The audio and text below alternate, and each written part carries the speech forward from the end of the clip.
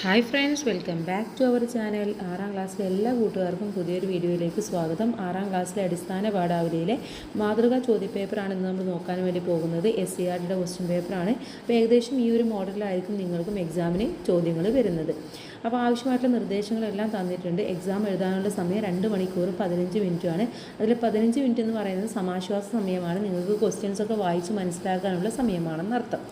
ഒന്നാമത്തെ പ്രവർത്തനം വായിക്കാം എഴുതാം എന്ന പ്രവർത്തനമാണ്. എല്ലാ വർഷവും ഈ അടിസ്ഥാന പാഠാവലി, കേരള പാഠാവലി, ഇംഗ്ലീഷ് ഇതിലെല്ലാം വരുന്ന ക്വസ്റ്റ്യൻ എന്ന് പറയുന്നത് വായിക്കാം എഴുതാം എന്ന പ്രവർത്തനമാണ്. ഒന്നുകിൽ കവിത തരും, അല്ലെങ്കിൽ വല്ല പാരഗ്രാഫോ കഥയോ തരും.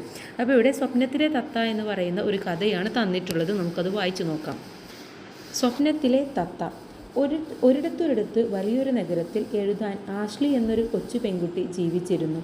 ആഷ്ലിക്ക് മലയാളം അറിയില്ലായിരുന്നു. വീട്ടിൽ അച്ഛനമ്മമാർ മലയാളം സംസാരിക്കുമെങ്കിലും അവർ സ്കൂളിലും കൂട്ടുകാരുമായി സംസാരിക്കുന്നത് ഇംഗ്ലീഷാണ്. ഒരു ദിവസം രാത്രി ആഷ്ലി ഒരു സ്വപ്നം കണ്ടു. അവളുടെ വീടിൻ്റെ ജനലരികിൽ മനോഹരമായ ഒരു തത്തമ്മ വന്നിരുന്നു. പച്ച നിറമുള്ള ആ തത്തമ്മ അവളെ നോക്കി ചിരിച്ചു. ആഷ്ലി തത്തമ്മയോട് സംസാരിക്കാൻ ശ്രമിച്ചു. പക്ഷേ തത്തമ്മക്ക് അവളുടെ ഭാഷ മനസ്സിലായില്ല. തത്തമ്മ എന്തൊക്കെയോ ചിറകുകൾ അനക്കി സംസാരിക്കുന്നുണ്ടായിരുന്നു. പക്ഷേ ആഷ്ലിക്ക് ഒന്നും മനസ്സിലായില്ല. അവൾക്ക് സങ്കടമായി. എനിക്കവൾ പറയുന്നത് ഒന്നും മനസ്സിലാകുന്നില്ലല്ലോ, ആഷ്ലി മനസ്സിൽ പറഞ്ഞു. പെട്ടെന്ന് തത്തമ്മയുടെ രൂപം മാറി. അതൊരു വൃദ്ധയായ സ്ത്രീയായി മാറി. അവർ സ്നേഹത്തോടെ ആഷ്ലിയുടെ അടുത്തേക്ക് വന്നു. മോളെ, ആ വൃദ്ധ പറഞ്ഞു, നിന്റെ മാതൃഭാഷ അറിയാത്തതുകൊണ്ട് എത്ര നല്ല കാര്യങ്ങളാണ് നിനക്ക് നഷ്ടമാകുന്നതെന്നോർത്ത് ഞാൻ വിഷമിക്കുകയായിരുന്നു. ആഷ്ലിക്ക് ഒന്നും മനസ്സിലായില്ല. അപ്പോൾ ഇതാണ് തന്നിട്ടുള്ളത്. അപ്പോൾ നമുക്കും ഒന്നും മനസ്സിലായില്ല അല്ലേ? അപ്പോൾ ആഷ്ലി ചോദിക്കുകയാണ്, എന്ത് കാര്യങ്ങളെന്ന് ചോദിക്കുകയാണ്.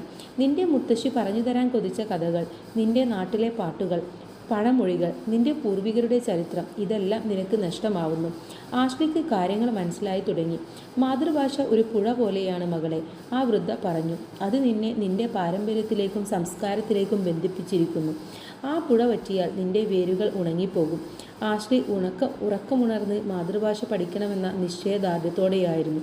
ഇതാണ് തന്നിട്ടുള്ള ഒരു കഥ എന്ന് പറയുന്നത് അല്ലേ? അപ്പോൾ കുട്ടിക്ക് മാതൃഭാഷ അറിയാത്ത ഒരു കഥയാണ്. അപ്പോൾ വൃദ്ധയായ മുത്തശ്ശി വന്നിരിക്കുകയാണ്, എന്നിട്ട് കാര്യങ്ങളൊക്കെ പറയുന്നതാണ് നമ്മളിവിടെ കണ്ടിട്ടുള്ളത്. ഇനി നമുക്കിതിലെ ചോദ്യങ്ങളും അവയുടെ ഉത്തരങ്ങളും നോക്കാം. ഇനി നമുക്കിതിലെ ചോദ്യങ്ങൾ ഓരോന്നായിട്ട് നോക്കാം. ചോദ്യം, ആഷ്ലിയുടെ സവിശേഷത എന്തായിരുന്നു? മലയാളം നന്നായി സംസാരിക്കും. മലയാളം എഴുതാൻ അറിയില്ലായിരുന്നു. ഇംഗ്ലീഷ് അറിയില്ലായിരുന്നു. വിവിധ ഭാഷകൾ അറിയാമായിരുന്നു. ഏതാണ് ഉത്തരം? ഓപ്ഷൻ ബി, മലയാളം എഴുതാൻ അറിയില്ലായിരുന്നു എന്നുള്ളതാണ്. ഇതിലെ ബി ചോദ്യം, തത്തമ്മ ഏത് രൂപത്തിലേക്കാണ് മാറിയത്? സുന്ദരിയായ ഒരു യുവതി, ഒരു കൊച്ചുകുട്ടി, വൃദ്ധയായ സ്ത്രീ, കരുത്തുള്ള യുവതി. ഏതിലേക്കാണ്? ഓപ്ഷൻ സി, വൃദ്ധയായ സ്ത്രീയായിട്ടാണ് മാറിയിട്ടുണ്ടായിരുന്നത്. ഇനി സി ചോദ്യം, മാതൃഭാഷയുടെ പ്രത്യേകതയായി കഥയിൽ സൂചിപ്പിക്കുന്നത് എന്താണ്?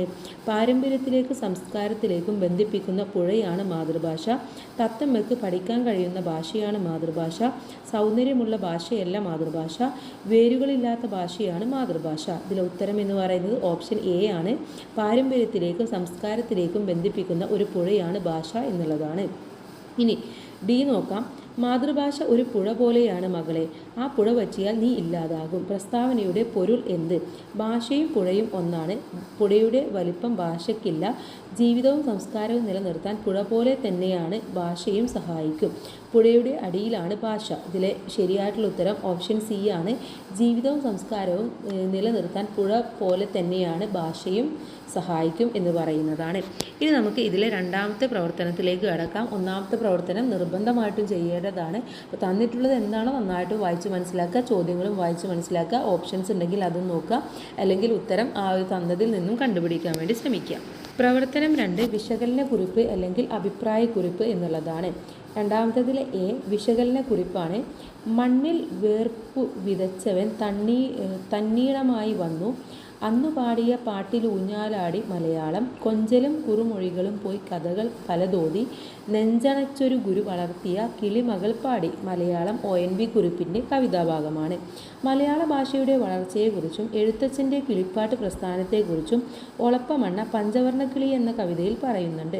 ONV കുറിപ്പിൻ്റെ മലയാളം എന്ന കവിതയിലെ വരികളെ വിശകലനം ചെയ്ത് കുറിപ്പ് തയ്യാറാക്കാനാണ് പറയുന്നത്. പറയുന്നത്. അപ്പോൾ ഈ വരികളിൽ എന്താണോ പറയുന്നത് അതനുസരിച്ച് വേണം നമ്മൾ ഒരു വിശകലന കുറിപ്പ് തയ്യാറാക്കാൻ. മണ്ണിൽ വേർപ്പ് വിതച്ചവൻ തന്നീടമായി വന്നു, അന്നു പാടിയ പാട്ടിൽ ഊഞ്ഞാലാടി മലയാളം, കൊഞ്ചലും കുരുമൊഴികളും പോയി കഥകൾ പലതോതി, നെഞ്ചണച്ചൊരു കുഴി വളർത്തിയ കിളിമകൾ പാടി. ഇതാണ് തന്നിട്ടുള്ള വരി. മലയാളം ഭാഷ നമ്മുടെ സംസ്കാരത്തിൻ്റെ സമ്പന്നമായ പാരമ്പര്യത്തെയും ഭാവനാശക്തിയെയും പ്രതിഫലിപ്പിക്കുന്നതാണ്. മലയാളം കഥകൾ, കവിതകൾ, പഴമൊഴികൾ, ഗാനങ്ങൾ തുടങ്ങി നിരവധി സാഹിത്യ സൃഷ്ടികൾ സമൃദ്ധമാണ്. കുട്ടികളുടെ മാനസിക വികസനത്തിനും മൂല്യബോധത്തിനും മലയാള ഭാഷ വലിയ പങ്ക് വഹിക്കുന്നു. വായന, എഴുത്ത്, പാരായണം എന്നിവ മുഖേന വിദ്യാർത്ഥികൾക്ക് മലയാളത്തിൻ്റെ സൗന്ദര്യവും ഭാവഗാഥയും പരിചയപ്പെടാം. ജനകീയ കഥകളും ബാലസാഹിത്യവും കുട്ടികളുടെ മനസ്സിൽ മൂല്യങ്ങൾ വളർത്തിക്കൊടുക്കുന്നു. ഭാഷയോടുള്ള സ്നേഹവും ആത്മീയ ബന്ധവും വർദ്ധിപ്പിക്കുന്നു. ആകെ നോക്കുമ്പോൾ മലയാളം ഭാഷ വിദ്യാർത്ഥികളുടെ വിജ്ഞാനവർദ്ധനയ്ക്കും സംസ്കാരബോധത്തിനും സാമൂഹിക ഐക്യത്തിനും വഴിവെക്കുന്ന ഒന്നാണ്. അതുകൊണ്ട് തന്നെ കുട്ടിക്കാലം മുതലേ മലയാളത്തോടുള്ള അടുക്കും അഭിമാനവും വളർത്തുന്നത് അത്യാവശ്യമാണ്. അപ്പോൾ ഈ രീതിയിൽ നിങ്ങൾക്ക് ഇതിൽ പറയുന്ന കാര്യങ്ങളെക്കുറിച്ചിട്ട് ഒരു വിശകലന കുറിപ്പ് തയ്യാറാക്കാവുന്നതാണ്. കൂടാതെ എഴുത്തച്ഛൻ്റെ കിളിപ്പാട്ടിനെ കുറിച്ചിട്ടും വേണമെങ്കിൽ നിങ്ങൾക്ക് എഴുതാവുന്നതാണ്. അടുത്ത ചോദ്യം നോക്കാം. രണ്ടാമത്തേതിലെ ബി ആണ്, അഭിപ്രായക്കുറിപ്പ് എഴുതാനാണ്. മധുരിക്കുന്നു പച്ചക്കിളി നിൻ കൊക്കൊഴുത്തുന്ന മലരും, കനിയുൾ മുൾത്തേനുമീ മലയാളം. പഞ്ചവർണ്ണക്കിളി എന്ന കവിതയിൽ ഒളപ്പമണ്ണ പറയുന്ന കാര്യങ്ങളോട് പ്രതികരിച്ചുകൊണ്ട് അഭിപ്രായക്കുറിപ്പ് തയ്യാറാക്കാനാണ് ഇവിടെ പറഞ്ഞിട്ടുള്ളത്. അപ്പോൾ ഈ വരികളിൽ എന്താണ് പറയുന്നത് എന്നതിൻ്റെ അടിസ്ഥാനത്തിലും അതുപോലെ തന്നെ പഞ്ചവർണ്ണക്കിളി എന്ന കവിതയിൽ പറയുന്ന കാര്യങ്ങളും കൂടെയാണ് നിങ്ങളിവിടെ എഴുതേണ്ടത്. ഓക്കെ. ഭാഷയായ മലയാളത്തെ വളരെ സ്നേഹത്തോടും അഭിമാനത്തോടും കൂടി ഇവിടെ ചിത്രീകരിക്കുന്നു. മലയാളം ഒരു കുഞ്ഞിൻ്റെ ആദ്യഗാനം, അതാണ് ഹൃദയത്തെ സ്പർശിക്കുന്ന സ്നേഹധാര. മലയാളം നമ്മുടെ സംസ്കാരത്തെയും പാരമ്പര്യത്തെയും പ്രതിനിധീകരിക്കുന്നതിനാൽ അതിനോടുള്ള അടുപ്പം ഒരിക്കലും നഷ്ടപ്പെടരുതെന്ന് കവിതയിലൂടെ മനസ്സിലാക്കാം. മാത്രമല്ല മലയാള ഭാഷയുടെ പിതാവായ തുഞ്ചത്തെഴുത്തച്ഛൻ കിളിയെ കൊണ്ട് കവിത ക്കുന്ന രീതിയാണ് ഇവിടെ സ്വീകരിച്ചിട്ടുള്ളത്. ഒളപ്പമണ്ണ എഴുതിയ പഞ്ചവർണ്ണക്കിളി എന്ന കവിതയിൽ മലയാള കവിതയെ വർണ്ണക്കിളിയായി സങ്കല്പിക്കുന്നു. തുഞ്ചൻ പറമ്പിലെ കാഞ്ഞിരക്കൊമ്പിലാണ് ഈ പഞ്ചവർണ്ണക്കിളി വന്നിരിക്കുന്നത്. കിളിയുടെ പല വർണ്ണങ്ങൾ മലയാള കവിതയുടെ വൈവിധ്യത്തെ സൂചിപ്പിക്കുകയും ആ കാഞ്ഞിരമരത്തിന് കവിതയുടെ മാധുര്യം ലഭിച്ചിരിക്കുന്നു എന്നും പറയുന്നു. അതിനാൽ മാതൃഭാഷയായ മലയാളം നമ്മെ ആത്മീയമായും മാനസികമായും വളർത്തി നയിക്കുന്ന സ്നേഹഗാനം തന്നെയാണെന്ന് നമുക്ക് പറയാൻ വേണ്ടി പറ്റും. അപ്പോൾ ഈ രീതിയിൽ നിങ്ങൾ ഒരു അഭിപ്രായക്കുറിപ്പ് തയ്യാറാക്കുക. ചിലപ്പോൾ ഇതായിരിക്കില്ല, വേറെ എന്തെങ്കിലും വരും, അല്ലെങ്കിൽ സമകാലികമായ സംഭവങ്ങളായിരിക്കും വരിക. എന്തായാലും അഭിപ്രായക്കുറിപ്പ് നിങ്ങളുടേതായ രീതിയിൽ നിങ്ങൾ എഴുതുക. അടുത്ത ചോദ്യം വായനാക്കുറിപ്പാണ്. തെന്നാലി രാമൻ്റെ സ്വന്തം ഭാഷ എന്ന കഥ വായിച്ചല്ലോ, ആ കഥ ഇഷ്ടമായതിൻ്റെ കാരണം വ്യക്തമാക്കി കഥയുടെ വായനാക്കുറിപ്പ് തയ്യാറാക്കാനാണ് പറയുന്നത്. അപ്പോൾ നമ്മൾ പഠിച്ച പാഠഭാഗം തന്നെയാണ് സ്വന്തം ഭാഷ എന്ന് പറയുന്നത് അല്ലേ. അത് തെന്നാലി രാമൻ്റെ കഥകളാണ് പറയുന്നത്. അപ്പോൾ എന്താണ് തെന്നാലി രാമൻ്റെ കഥകളുടെ പ്രത്യേകത എന്നും ആ കഥയിൽ എന്താണ് പറയുന്നത് എന്നുമാണ് നമ്മളിവിടെ എഴുതേണ്ടത്. തെന്നാലി രാമൻ്റെ കഥകൾ ഹാസ്യവും വിനോദവും നിറഞ്ഞതാണ്. വളരെ ഹാസ്യപരമായിട്ടുള്ള ഒരു രീതിയിലാണ് തെന്നാലി രാമൻ എപ്പോഴും കഥ പറയാറുള്ളത് അല്ലേ. ഇപ്പോൾ തെന്നാലി രാമൻ്റെ കഥകൾ ഹാസ്യവും വിനോദവും നിറഞ്ഞതാണ് എന്ന് എഴുതി കൊടുക്കുക. അതുപോലെ തന്നെ അദ്ദേഹത്തിൻ്റെ ബുദ്ധിയും ചാതുര്യവും കഥകളിലൂടെ വ്യക്തമായി തെളിയുന്നു. സമൂഹത്തിലെ തെറ്റായ പ്രവണതകളെയും ദുർഗുണങ്ങളെയും പരിഹസിച്ച് തിരുത്തുന്ന പ്രത്യേകതയും ഇവക്കുണ്ട്. രാജാവിനോടും സാധാരണ ജനങ്ങളോടും ബന്ധപ്പെട്ട സംഭവങ്ങൾ കഥകളിൽ പ്രതിപാദിക്കുന്നു. കുട്ടികളിലും മുതിർന്നവരിലും ചിരിയും ചിന്തയും ഒരുമിച്ച് ഉണർത്തുന്ന സത്യം, നീതി, ധാർമ്മികത തുടങ്ങിയ മൂല്യങ്ങൾ പഠിപ്പിക്കുന്നതാണ് തെന്നാലി രാമൻ്റെ കഥകളുടെ പ്രധാന പ്രത്യേകത. കൃഷ്ണദേവരായരുടെ അരമനയിൽ എത്തിയ ഒരു വിദ്വാൻ തനിക്ക് പല ഭാഷകളിലും പ്രാവീണ്യം കണ്ടെത്താനും തൻ്റെ മാതൃഭാഷ ഏതെന്ന് കണ്ടുപിടിക്കാനും ആവുമോ എന്നും രാജാവിനെ വെല്ലുവിളിക്കുന്നതും അതിനുശേഷമുള്ള സംഭവ വികാസങ്ങളുമാണ് നമ്മൾ ആ പാഠഭാഗത്തിലൂടെ പഠിച്ചിട്ടുള്ളത്. അവസാനം തെന്നാലി രാമൻ കടന്നു വരുമ്പോൾ ആ വിദ്വാൻ്റെ കാലിൽ ഒന്ന് ചവിട്ടുകയും അദ്ദേഹത്തിൻ്റെ മാതൃഭാഷ മലയാളമാണെന്ന് മനസ്സിലാക്കുകയും കണ്ടുപിടിക്കുകയും ചെയ്തു. വായിക്കുമ്പോൾ വളരെ ചിന്തിക്കാനുള്ള ഒരു സന്ദർഭം തന്നെയായി വായിക്കുമ്പോൾ വളരെ ചിരി വളർത്തുകയും എന്നാൽ വളരെ ചിന്തിക്കാനുള്ള ഒരു സന്ദർഭം തന്നെയായിരുന്നു ഇത്. ഏവർക്കും എത്ര ഭാഷ വശമുണ്ടെങ്കിലും മാതൃഭാഷയിൽ മാത്രമേ വേദനയുള്ളപ്പോൾ ശബ്ദം പുറത്തു വരൂ എന്നുള്ള വലിയ സന്ദേശം ഇതിൽ നിന്നും മനസ്സിലാക്കാൻ വേണ്ടി സാധിച്ചു എന്ന് പറഞ്ഞുകൊണ്ട് നമുക്കിത് എഴുതാൻ വേണ്ടി പറ്റും. ഇനി ഇതിലെ ബി ചോദ്യം, മാതൃഭാഷയുമായി ബന്ധപ്പെട്ട് ശരിയായ പ്രസ്താവന ഏത്? അറിവിനെ അനുഭൂതിയാക്കാൻ കഴിയുന്നത് മാതൃഭാഷയിലാണ്. മാതൃഭാഷയിലൂടെയാണ് ഏറ്റവും നന്നായി ഭാവന ചെയ്യാൻ കഴിയുന്നത്. മാതൃഭാഷ നിരന്തരം ഉപയോഗിച്ചില്ലെങ്കിൽ മറന്നുപോകും. മാതൃഭാഷ കൂടുതലും ഉപയോഗിക്കുന്നത് എഴുത്തിനാണ്. ഇതിൽ ശരിയായിട്ടുള്ളത് ഏതാണ്? ഓപ്ഷൻ എ 1ഉം 2ഉം ശരിയാണ്. ഓപ്ഷൻ ബി 3ഉം 4ഉം ശരിയാണ്. ഓപ്ഷൻ സി 1ഉം 4ഉം ശരിയാണ്. ഓപ്ഷൻ ഡി 2ഉം 3ഉം ശരിയാണ്. ഇതിൽ ശരിയായിട്ടുള്ള ഓപ്ഷൻ എന്ന് പറയുന്നത് ഓപ്ഷൻ എ ആണ്, അഥവാ 1ഉം 2ഉം ശരിയാണ് എന്നുള്ളതാണ്. പിന്നെ ഇതിലെ അടുത്ത ചോദ്യം നോക്കാം. സി ആണ്. ചുവടെ ചേർത്തിരിക്കുന്ന പദസമൂഹത്തിൽ ഉചിതമായത് കണ്ടെത്താനാണ് പറഞ്ഞിട്ടുള്ളത്. കവുങ്ങ്, പാക്ക്, പാള, ഊഞ്ഞാല്. ഓണം, കോടി, പൂക്കളം, മാവേലി. ഗ്രാമം, നടവഴി, പാടം, നാട്ടുകാർ. 4 വയൽ, ഞാറ്, കതിര്, പന്തുകളി. ഓപ്ഷൻ എ 1, 2ഉം ഉചിതമാണ്. ഓപ്ഷൻ ബി 2ഉം 3ഉം ഉചിതമാണ്. ഓപ്ഷൻ സി 3ഉം 4ഉം ഉചിതമാണ്. ഓപ്ഷൻ ഡി 1ഉം 4ഉം ഉചിതമാണ്. ഇതിൽ ശരിയായിട്ടുള്ള ഉത്തരം എന്ന് പറയുന്നത് 2ഉം 3ഉം ശരിയാണ് എന്നുള്ളതാണ്. ഓണം, കോടി, പൂക്കളം, മാവേലി എന്നുള്ളതും ഗ്രാമം, നടവഴി, പാടം, നാട്ടുകാർ എന്നുള്ളതുമാണ് ശരിയായിട്ടുള്ളത്. അടുത്ത ചോദ്യം 4ാമത്തേതാണ്. പോസ്റ്ററാണ്. വിദ്യാലയത്തിലെ ഭാഷാ ക്ലബിൻ്റെ ഭാഗമായി നാട്ടിലെ പ്രാദേശിക സ്വഭാവമുള്ള വാക്കുകൾ ശേഖരിച്ച് കുട്ടികൾ ഒരു പ്രാദേശിക നിഘണ്ടു തയ്യാറാക്കി. നിഘണ്ടുവിൻ്റെ പ്രകാശനം പരിസ്ഥിതി പ്രവർത്തകയായ ശ്രീമതി ഇന്ദുലേഖ നിർവഹിക്കും. ഈ വിവരം കുട്ടികളെ അറിയിക്കാനായി പോസ്റ്റർ തയ്യാറാക്കാനാണ് പറയുന്നത്. അപ്പോൾ ഒരു നിഘണ്ടുവാണ് പാരിസ്ഥിതിക പ്രവർത്തകയായ ശ്രീമതി ഇന്ദു ആണ് ഉദ്ഘാടനം ചെയ്യുന്നത് എന്നൊക്കെ പറഞ്ഞുകൊണ്ട് നമ്മൾ ആ ഒരു പോസ്റ്റർ തയ്യാറാക്കണം. കൂടാതെ അതിന് തലക്കെട്ട്, പോസ്റ്റർ വാചകം, തീയതി, സ്ഥലം, പശ്ചാത്തലം, ചിത്രം എന്നിവ ഉൾപ്പെടുത്താനും പറയുന്നുണ്ട്. അപ്പോൾ അതെല്ലാം ഉൾക്കൊള്ളിച്ചുകൊണ്ടാണ് നമ്മൾ തയ്യാറാക്കേണ്ടത്. അപ്പോൾ നമുക്ക് നോക്കാം. മധുര മലയാളം എന്ന് കൊടുക്കാം. ഓക്കെ. പ്രിയപ്പെട്ട കൂട്ടുകാരെ, നമ്മുടെ ഭാഷാ ക്ലബിൻ്റെ ആഭിമുഖ്യത്തിൽ നാട്ടിലെ പ്രാദേശിക സ്വഭാവമുള്ള ഭാഷകൾ ശേഖരിച്ച് കുട്ടികൾ ഒരു ഭാഷാ നിഘണ്ടു തയ്യാറാക്കിയിരിക്കുന്നു. ഈ പ്രാദേശിക നിഘണ്ടുവിൻ്റെ പ്രകാശനം ബഹുമാനപ്പെട്ട പരിസ്ഥിതി പ്രവർത്തകൻ ശ്രീമതി ഇന്ദുലേഖ 20/9/2025 തിങ്കളാഴ്ച സ്കൂളിൽ വെച്ച് രാവിലെ 9 മണിക്ക് നിർവഹിക്കുന്നു. എല്ലാവരെയും ഈ പരിപാടിയിലേക്ക് സ്വാഗതം ചെയ്യുന്നു എന്ന് പറഞ്ഞുകൊണ്ട് നമുക്ക് എഴുതാം. ഇതൊരു ബോക്സിൻ്റെ ഉള്ളിലാക്കിയിട്ട് വരച്ച് എഴുതാം. ഇതിന് ആപ്റ്റ് ആയിട്ടുള്ള സ്യൂട്ടബിൾ ആയിട്ടുള്ള ഒരു ചിത്രം കൂടെ നിങ്ങൾ വരച്ച് ചേർക്കുന്നത് നന്നായിരിക്കും.